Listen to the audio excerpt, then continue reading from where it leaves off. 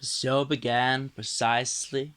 A sound of sirens, cops on motorcycles, then two big black vehicles filled with black men with light, soft caps on their heads. They stopped right in front of the school. The cheerleaders took a deep, deep breath. Four big uniformed cops left each vehicle, and out came this tiny Negro girl. The cheerleaders started to scream and boo at her. Well, this scene shows John Steinbeck's observations on how this little African American girl was treated the first day she attended a Caucasian school in the state of Louisiana. The story about this first African American student attending a Caucasian school in Louisiana made huge headlines all over America.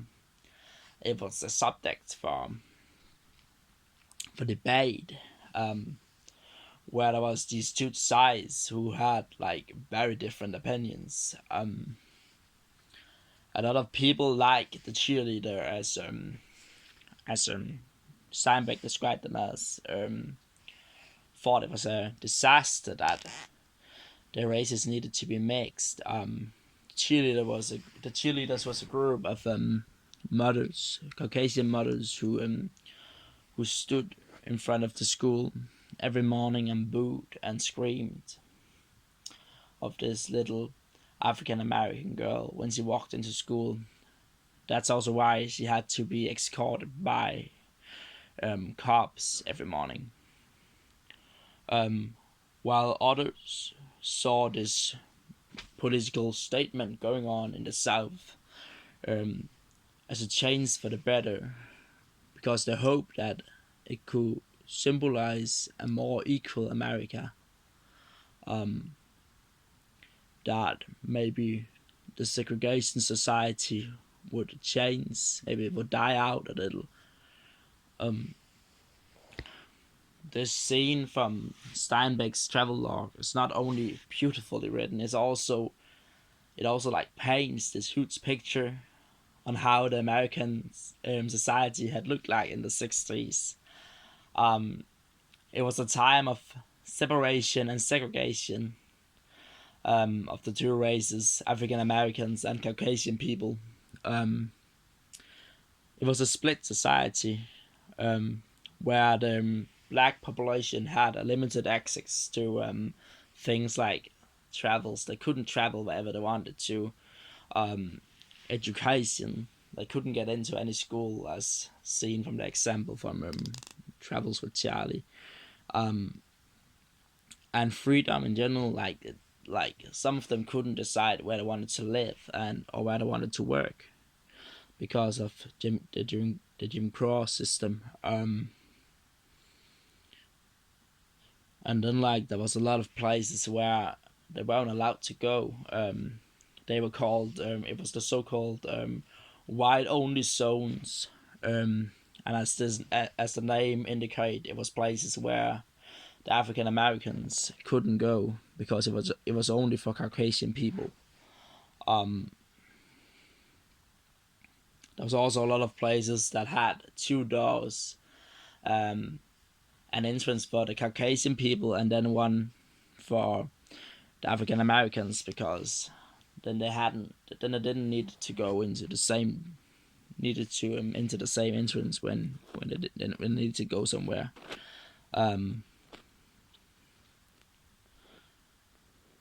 Well, and as you can say, that this book called Travels with Charlie was pretty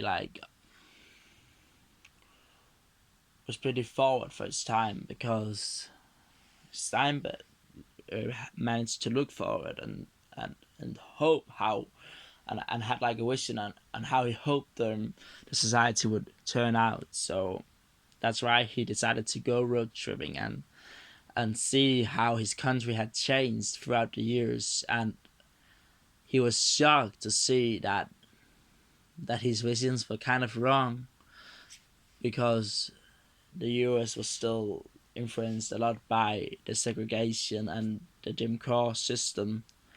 And like, he wrote in the end of the travel log that he was terrified of the future because he did not know what it would bring. And you can kind of say that it's the America that Steinbeck describes that you see in The Help, where we follow, where we in this scene follow the two women, Aibileen and Miss Leaford. And like, Aibileen is the black maid, who's hired to take care of Leaford's child, May Mobley, while Miss Leaford is a black housewife without much responsibility. She doesn't have to do anything if she don't want to. If she doesn't want to, in everyday life, she doesn't really have what you would call responsibility. And some words you can use to describe the two women are, like, you can say that Aibileen is uneducated, while Miss Leaford is educated / informed. You can especially see that if you look at their language. Aibileen has a very broken English, with a lot of grammar mistakes and language mistakes and spelling mistakes as well, while Miss Leaford speaks a proper English. An example from the text is when Aibileen says, "Guess what May Mobley done today?" I said, which is not correct if you look at it from a language perspective. While you can take a sentence from Miss Leaford, "I did not raise you to use the colored bathroom," where she speaks proper English. Another thing you can say about the difference between these two women are that Aibileen is obviously working while Leaford ain't working. And like Aibileen is motherly.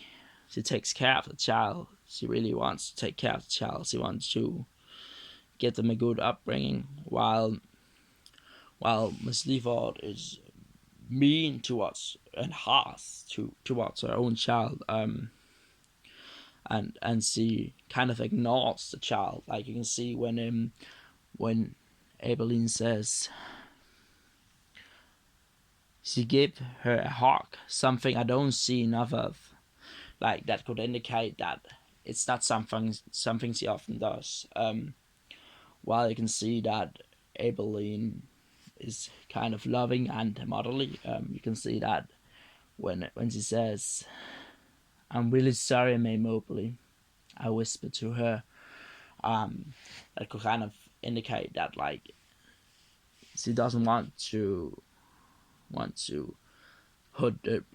the child. She doesn't want to put pain on the child. She takes the pain on her own shoulders.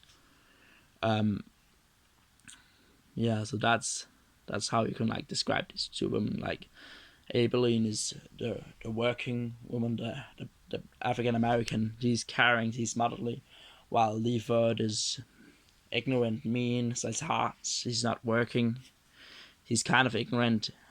She only focuses on her own reality, her own world. He doesn't really care about what Aibileen says and stuff like that. You can see that when if I'm going to use the same quote when Aibileen says, "Guess what May Mobley done today?" And she said, "Oh, that's wonderful." Like, she doesn't really care. She's just, like, responding because she kind of has to do that. And then the last question is, why is this book / film still important today? And it's still important today because segregation is still going on in today's society, even though we have changed a lot. There's still differences between African American people and Caucasian people, definitely. There's still some rights that African American doesn't have that Caucasian people has. For instance, like African Americans are still more likely to get arrested than Caucasian people are. There's still sometimes school where like an African American male student may have a bigger chance to get kicked out for doing something they're not allowed to than a Caucasian student would. So there's definitely still some inequality there. Another fact is that we can't forget our history. One of the reasons why we teach history in our modern society is that we need to learn about the mistakes that the people before us did, and we need to learn from the past. We need to ask ourselves, like, what has changed? What still needs to be changed? What can we do to change it? That's how a society works, and that's how we maybe one day all will be equal. That's all from me. Thank you for paying attention. Bye bye.